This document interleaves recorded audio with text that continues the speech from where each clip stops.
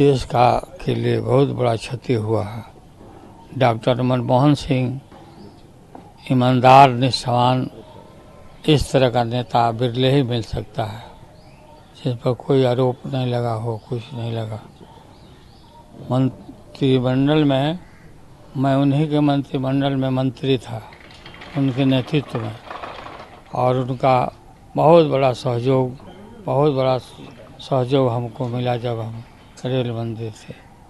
उनका निधन का समाचार सुन करके गहरा आघात लगा है।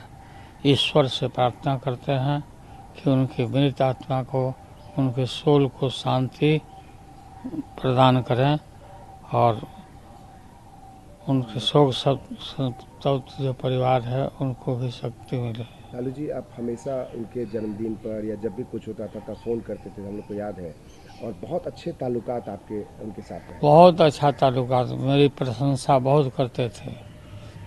उनके काल में ही रेलवे में भाड़ा कम किया गया, देश आगे उन्नति किया, काफ़ी उन्नति किया।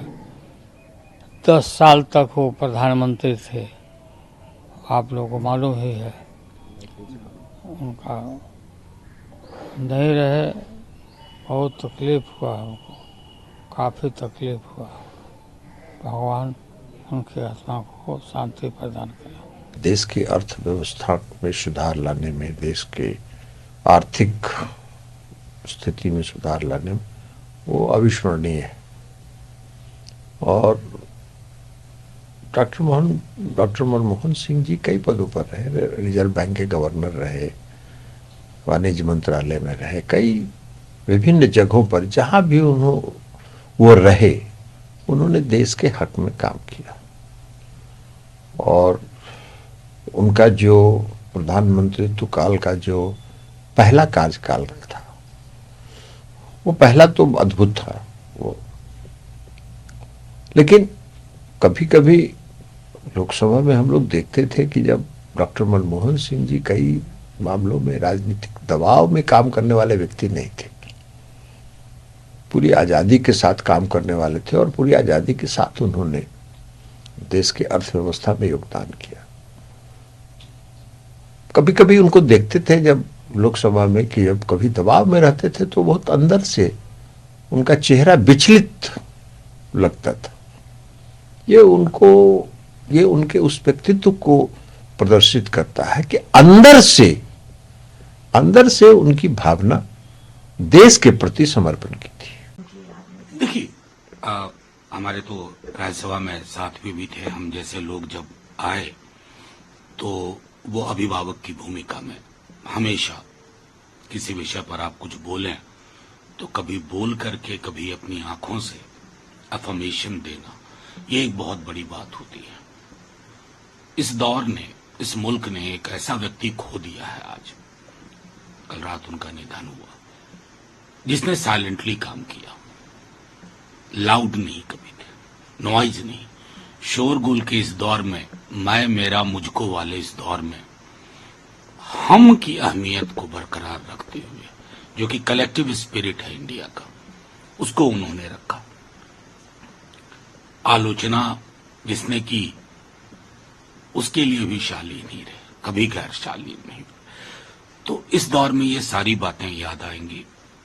मैं समझता हूं उनके परिवार को, उनकी एक पुत्री हमारी कलीग थी दिल्ली यूनिवर्सिटी में, उनके पूरे परिवार को ईश्वर शक्ति दे, और कांग्रेस पार्टी को भी ये अपूरणीय क्षति है, इस देश की क्षति है। ये देश, वो अक्सर कहा करते थे, वो एक बहुत मशहूर है कि history shall be kind to. जो मैं कल से देख रहा हूं, history has already proved it's very kind to Sardar Manmohan Singh ji. बस और क्या कहूं, मुश्किल है। मेरी अश्रुपूर्ण भावभीनी श्रद्धांजलि आदरणीय मनमोहन सिंह जी के लिए।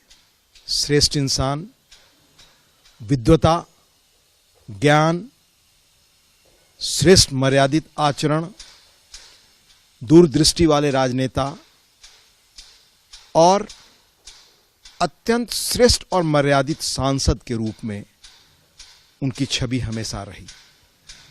वह देश के बड़े अर्थशास्त्री रहे जिनकी शोहरत दुनिया में थी। वह रिजर्व बैंक के गवर्नर रहे। वह चंद्रशेखर जी जब प्रधानमंत्री थे तो उनके आर्थिक सलाहकार थे। फिर देश जब बड़े संकट में था उस वक्त देश के वह वित्त मंत्री बने, और ऐसे वित्त मंत्री जो माना जाता है कि भारत में उदारीकरण या भारत की दूसरी नई आर्थिक आजादी के जो शिल्पकार लोग रहे उनमें से एक।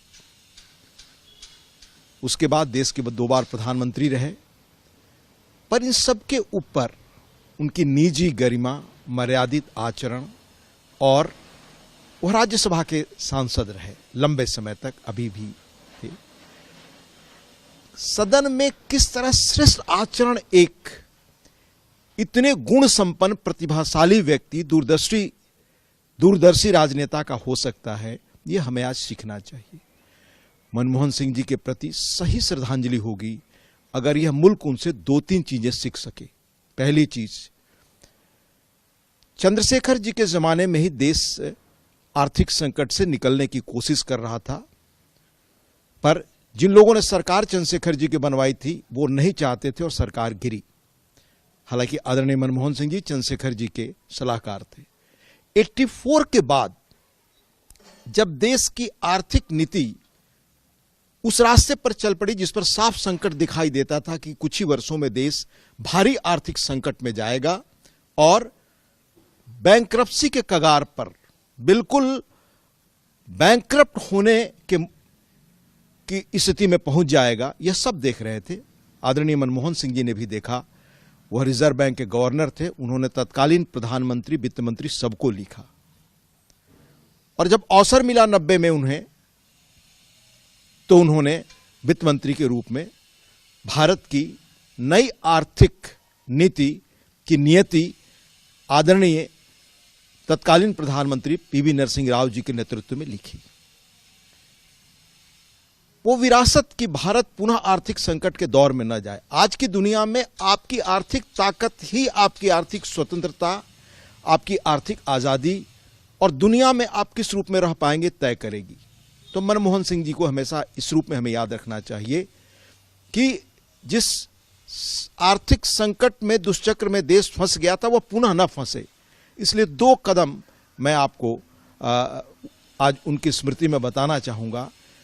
जैसे पुराने पेंशन की योजना जो चल रही थी देश में, उसका इतना बड़ा बोझ देश पर आ रहा था कि बहुत पहले से यह काम चल रहा था, लेकिन अटल बिहारी वाजपेयी की सरकार ने देखा कि यह आर्थिक बोझ देश बर्दाश्त नहीं कर पाएगा, इसलिए उसमें उन्होंने परिवर्तन किया। उसके बाद तुरंत मनमोहन सिंह जी की सरकार आ गई। आदरणीय मनमोहन सिंह जी की सरकार ने उसको आगे बढ़ाया और देश पुराने पेंशन की पद्धति से लौटा।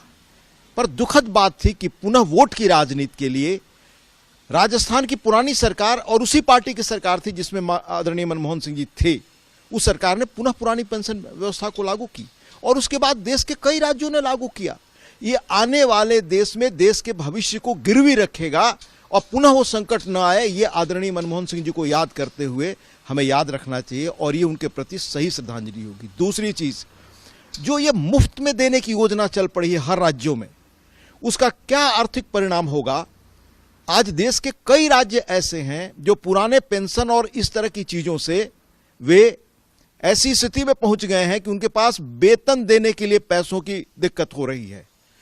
विकास के काम, शिक्षा के काम, स्वास्थ्य के काम, देश की आने वाली पीढ़ियों के लिए वो क्या कर सके, ये कोई उनके पास आर्थिक संकट के कारण ये परेशानी सामने आ रही है। तो मनमोहन सिंह जी के प्रति सही श्रद्धांजलि ये होगी कि उस महान व्यक्ति के इन कामों से, इन दृष्टियों से आज हम सीख सकें, और हर राजनेता, चाहे वो किसी दल का हो, वह इस बात को अपनाए कि आर्थिक ताकत के बगैर दुनिया में हमारी पहचान नहीं रहेगी। हम कोई ऐसा काम नहीं करें जिससे हम देश के आर्थिक भविष्य को फिर 1990 की स्थिति में पहुंचाने की स्थिति बने। यही उनके प्रति सही श्रद्धांजलि होगी। डॉक्टर मनमोहन सिंह दूसरा कोई हो नहीं सकता इस देश में। मनमोहन सिंह जी का जो कार्यकाल रहा और वो अपने कार्यकाल के दौरान जो देश की जनता को उन्होंने देने का काम किया, उसमें सबसे बड़ा था सूचना का अधिकार। कि सूचना के अधिकार के जरिए देश की जनता सरकार के कार्यकलापों की भी सूचना प्राप्त कर सकते थे। 100 दिनों की रोजगार की गारंटी, शिक्षा का अधिकार, आधार कार्ड जैसे दूरदर्शी सोच का ही यह परिणाम था कि ये तमाम चीजें हिंदुस्तान की जनता को प्राप्त हुई। और उदारीकरण का रास्ता उन्होंने खोला, विश्व के पटल पे खुले तौर पे उन्होंने बाजार को खोला, जिससे जहां जीडीपी का ग्रोथ भी बढ़ा तो देश भी आर्थिक झंझावातों से जो जूझ रहा था उससे उबरने का काम किया गया। तो हम इतना ही कह सकते हैं कि सर, आपको नमन है। यह देश आपके योगदान को कभी भूल नहीं सकता। You are great great great great, और आपके ऐसा दूसरा कोई इस देश में राजनेता हो नहीं सकता। डॉक्टर मनमोहन सिंह देश के पूर्व प्रधानमंत्री, जो आर्थिक सुधारों के जनक कहे जाते हैं, और देश के प्रधानमंत्री का दायित्व संभाला तो निश्चित रूप से राष्ट्रव्यापी जिम्मेवारी के साथ 2008 में कोसी का आपदा आया तो उसको राष्ट्रीय आपदा उन्होंने घोषित किया। और डॉक्टर मनमोहन सिंह का व्यक्तित्व इतना सरल और मृदुभाषी था कि वो विभिन्न राजनीतिक दलों में भी सर्वग्राही थे। तो एक उदारता की पहचान, मृदुभाषी की पहचान और एक ईमानदार छवि के राजनेता के रूप में उनको स्मरण किया जाता है।